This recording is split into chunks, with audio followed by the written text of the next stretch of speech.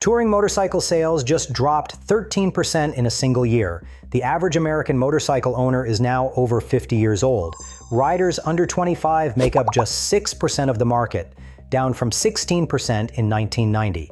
Adventure bikes and small displacement sport bikes have stolen 15 points of market share from touring and cruiser segments since 2019. Yamaha killed the FJR 1300. Kawasaki killed the Concours 14. Total U.S. motorcycle sales cratered to 486,000 units last year, the worst performance in a decade. The touring motorcycle, the big, comfortable, long-distance machine that defined a generation of riding, is bleeding out. And BMW just looked at all of that data and said that touring needs radar sensors, blind spot monitoring, forward collision warning, an automated gearbox with no clutch lever, electronically variable ride height, and a 330-page owner's manual. That is the 2026 BMW R1300 RT, and depending on who you ask, it is either the most important motorcycle built in the last 20 years or the final nail in the coffin. I've been following this bike since the announcement, and I'll be honest with you, I'm genuinely torn. Part of me thinks this is brilliant engineering aimed at a real problem. Part of me thinks it is everything that has gone wrong with motorcycling, wrapped in a $30,000 package. I wanted to make this video because I think that tension is exactly the conversation the motorcycle world needs to have right now. So here's what we're going to do. We're going to look at the crisis killing touring, understand why BMW thinks technology is the answer, break down what this bike actually does, compare it to every major competitor, examine the transmission revolution that is sweeping the entire industry, and then confront the question nobody really wants to answer. Is more tech the thing that saves touring or the thing that finally kills it? Let's start with the numbers, because they are worse than you think. The Motorcycle Industry Council Year-End 2025 Ride Report, published by Power Sports Business in February 2026, laid it out in brutal detail.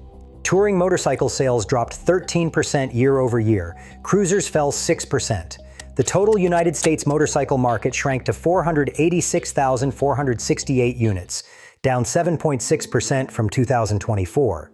The first quarter alone was down 10.6%, the steepest quarterly decline since the 2008 financial crisis. The categories that are growing, the exact opposite of touring. Sport bikes surged 13%, driven almost entirely by models under 750 cubic centimeters. Adventure bikes have gained 8 points of market share since 2019, with the sub-600 cubic centimeter adventure segment up 10% year over year. The Motorcycle Industry Council Director Buckner Nesheim said it plainly. Customers are moving towards smaller, affordable, versatile, and performance-focused models. The demographics underneath are even more alarming. The median age of a U.S. motorcycle owner has climbed from 27 in 1985 to over 50 today.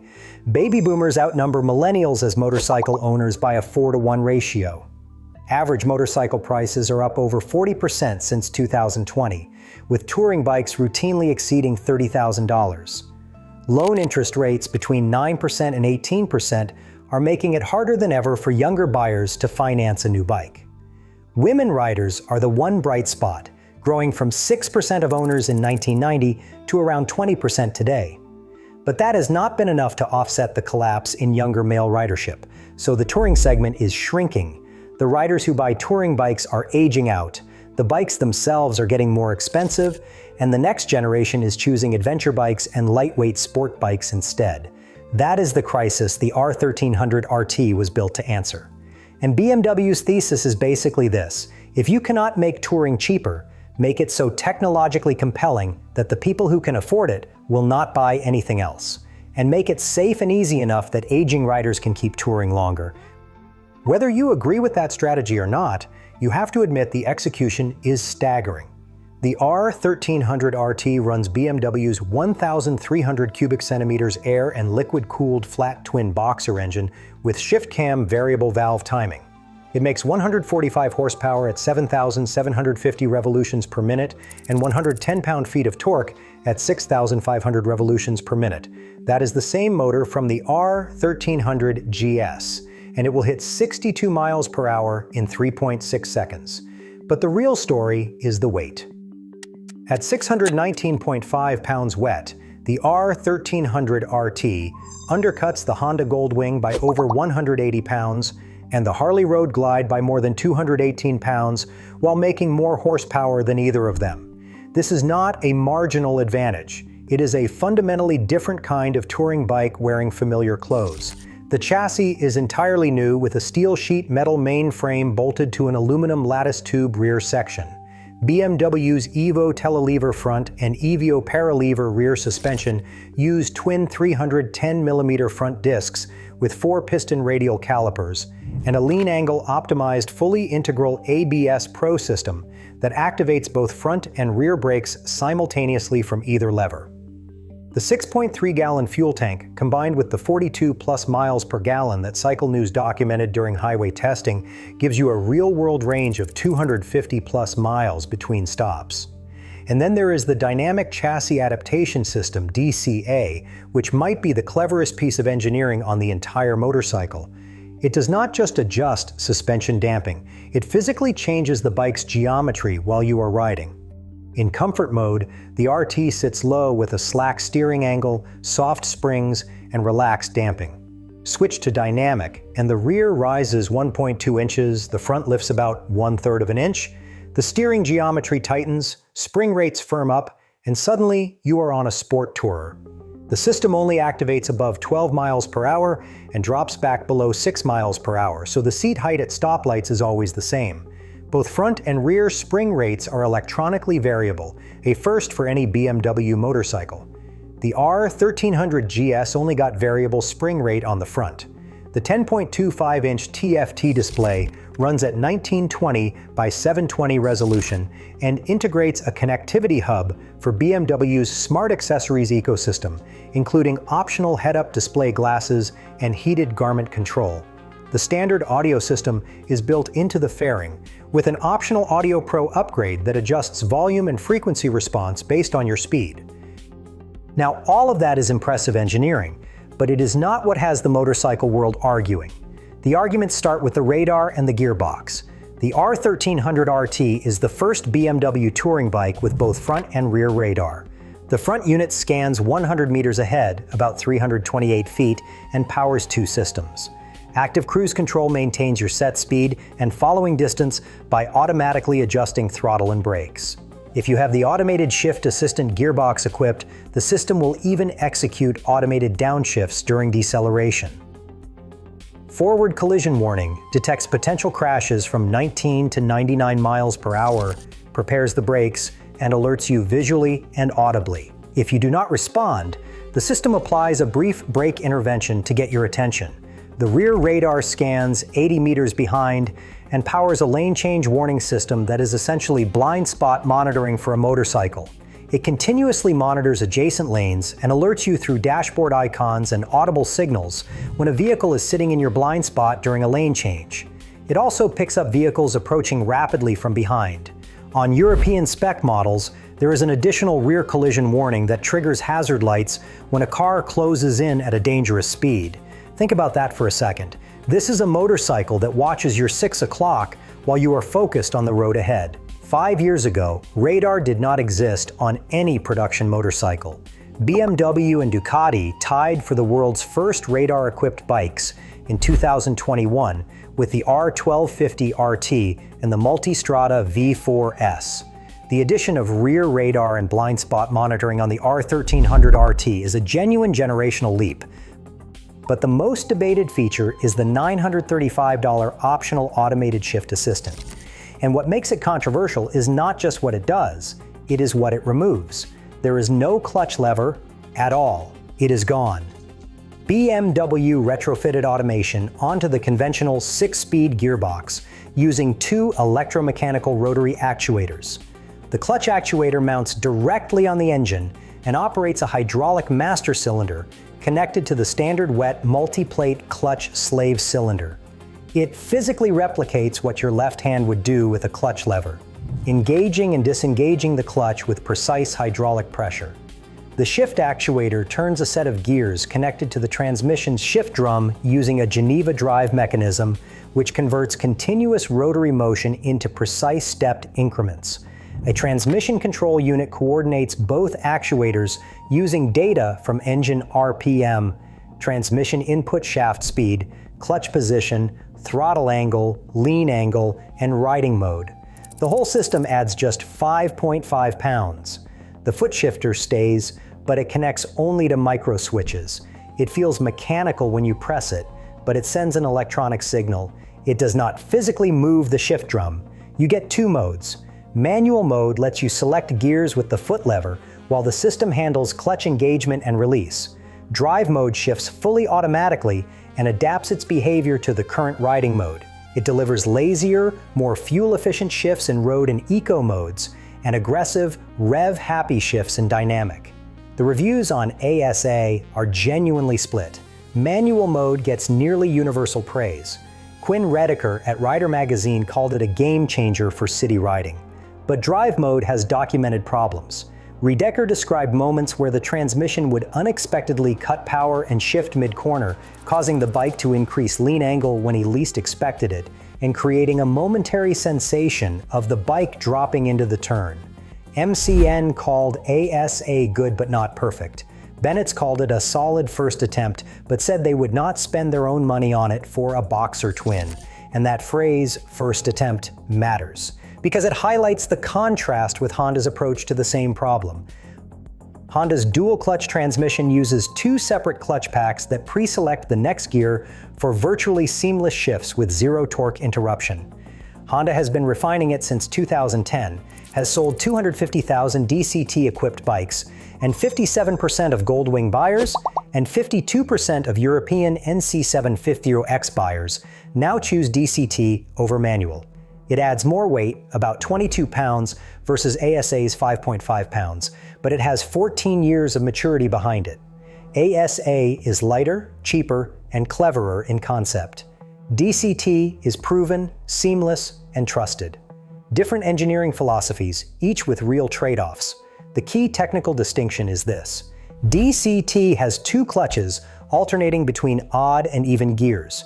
While you are in third, fourth is already pre-selected. When it shifts, the swap is nearly instantaneous with no power interruption. ASA has one standard clutch and briefly disengages it during every shift, creating a small torque interruption, more like a quick shifter feel. Smoother than a human shift, but not invisible like DCT. On a touring bike where you are cruising at constant speeds, that difference matters less. In aggressive canyon carving, it matters more. And these two are not alone anymore. Between 2024 and 2026, the entire industry went all in on automated transmissions. Honda is also rolling out e-clutch, a lighter system that automates clutch operation while keeping the physical clutch lever for manual override. By 2026, the CB750 Hornet comes standard with e-clutch at the same price as the manual version. Honda is giving the technology away. Yamaha's Y-AMT went from 0 to 7 models or more in barely a year across two engine families, with a price premium as low as 350 British pounds. KTM's AMT on the 1390 Super Adventure S Evo uses a centrifugal clutch that makes stalling impossible, plus a mechanical park gear. The shift pattern is park, neutral, then 1 through 6. No other motorcycle on Earth has that. Even Kawasaki is shipping automated transmissions on the Ninja 7 Hybrid and filing patents for non-hybrid applications. The automatic transmission motorcycle market sits at $4.35 billion in 2025, projected to reach $6.66 billion by 2031. Within 5 years, you will probably be able to buy most premium motorcycles without a clutch lever. So, how does the R1300 RT actually stack up against the competition? Let's put the numbers side by side because the contrasts tell a fascinating story about where each manufacturer thinks touring is headed. The headline numbers are striking. The BMW makes the most power at 145 horsepower, weighs the least at 619 pounds, has the most advanced electronics suite, and carries the lowest base price at $22,495. On paper, it wins almost every category.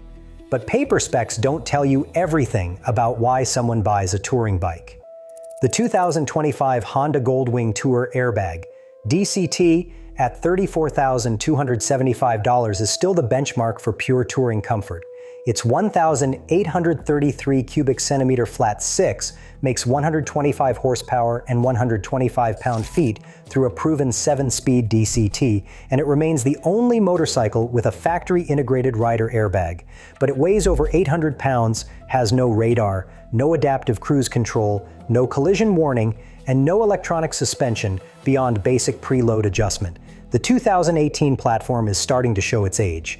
The 2025 Harley-Davidson Road Glide at $27,999 brings the segment's largest screen, a 12.3-inch touchscreen with embedded navigation.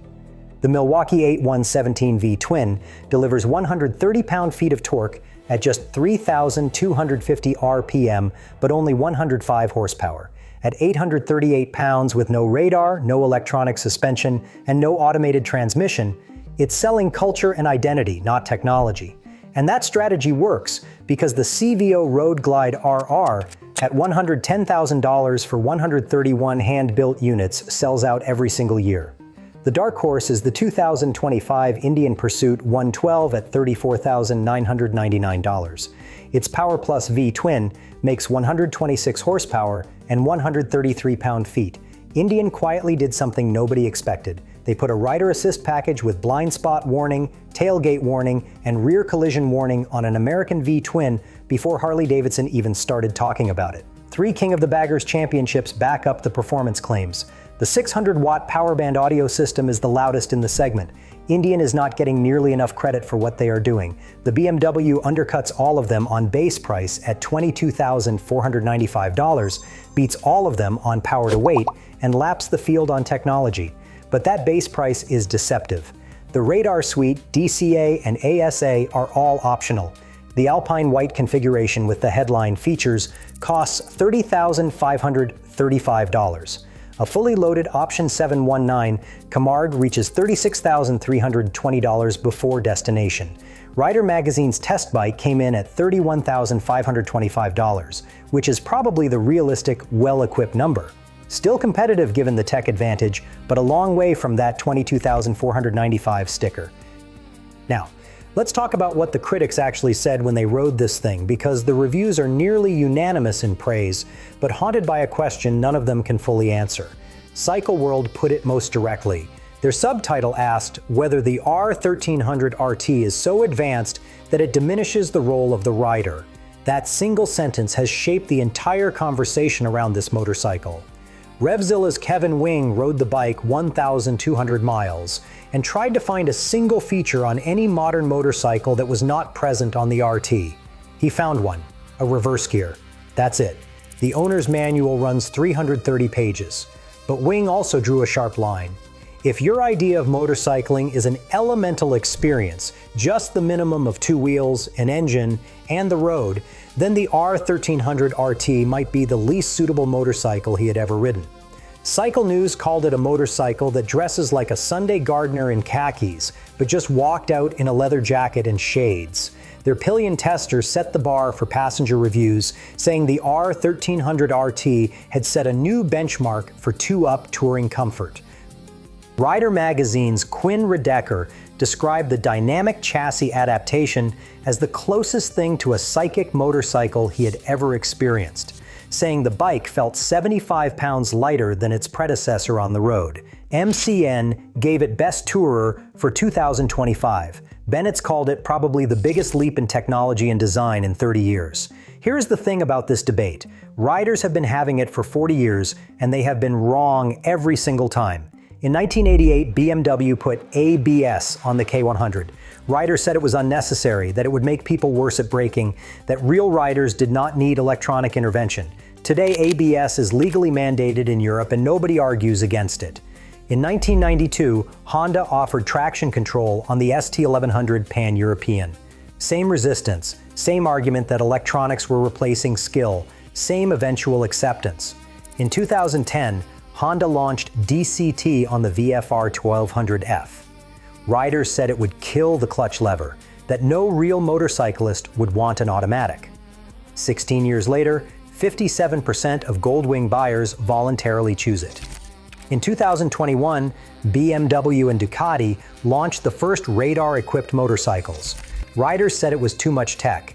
and now every premium manufacturer is developing radar systems. The pattern is consistent. Riders draw a line in the sand, the technology proves itself, and the line gets quietly erased. ABS, traction control, electronic suspension, DCT, radar. Every single one followed the same trajectory. The R1300 RT is drawing a lot of those lines simultaneously. And the question is whether this time is genuinely different, or whether we are just watching the same movie again with fancier special effects.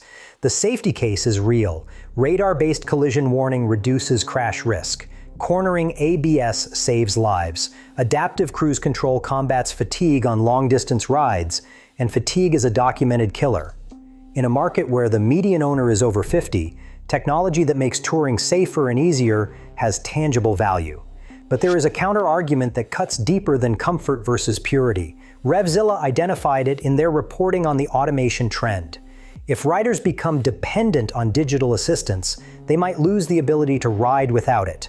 And if market preferences shift far enough toward automation, we might lose the option to buy bikes without it. The manual transmission in cars is functionally extinct. The clutch lever could follow. Quinn Rediker's ASA experience crystallizes why that matters.